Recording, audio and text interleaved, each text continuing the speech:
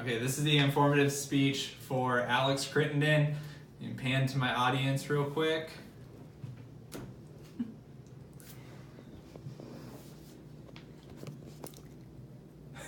All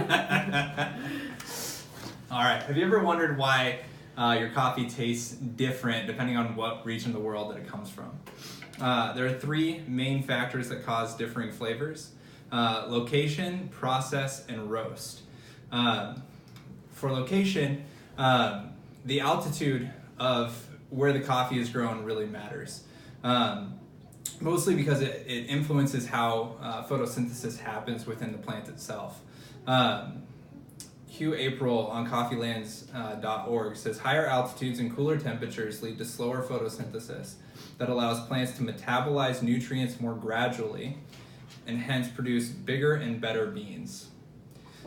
So as the photosynthesis slows down, it allows it to process that nutrients a little bit slower, which puts more flavor into the coffee itself. So altitude. Soil is also a big factor in it. You look at the difference in pH, that affects the acidity. So the acidity of the soil is going to affect the acidity of the coffee. The nutrients that are actually in the soil itself will impact the flavor. And then fertilizers, right? Whether they're using organic fertilizers or if they're using synthetic fertilizers, that affects the flavor of the coffee. And then water. The amount of rainfall that falls in the given area, the acidity of that water as well, impacts the way that the coffee actually tastes. So that's how location impacts the way that your coffee tastes. Second is the way that it's processed, and there's three different ways that coffee can be processed. First is a wet or a wash. And what they do is they take the coffee fruit and they remove the skin and the flesh from the coffee bean itself. And then they dry it, just the bean. There's three different ways that they can remove it, either by fermentation, so they let it just ferment over time. They can remove it with or without water, that's called washing. And then they can also do it mechanically. So they can actually have a machine that goes through and strips all of that off. All of that is considered washing the bean. Second is a semi-wash. So they'll remove the skin of the fruit and part of the flesh itself. But they leave some of the flesh on there, so it actually, those sugars infuse into the bean as it's processed. That typically curbs the acidity a little bit in there. It also allows it to become a little bit sweeter. The third is a natural process, is what they call it, and that's dried with the whole fruit on the bean.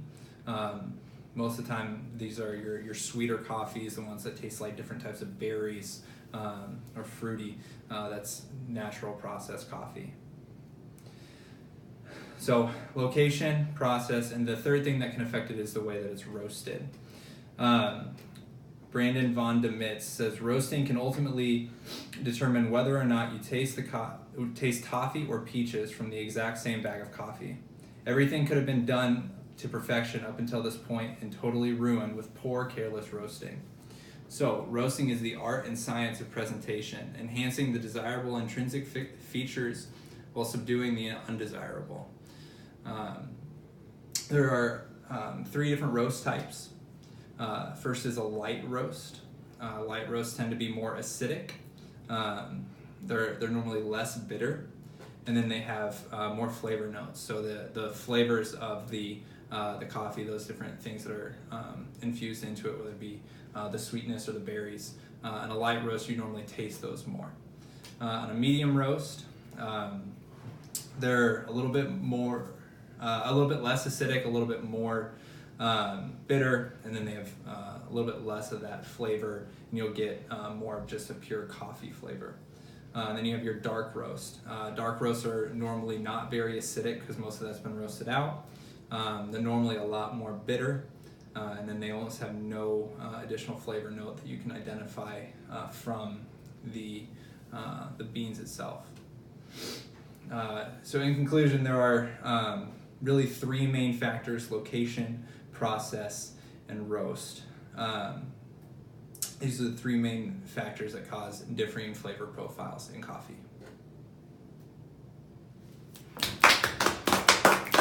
How long was that?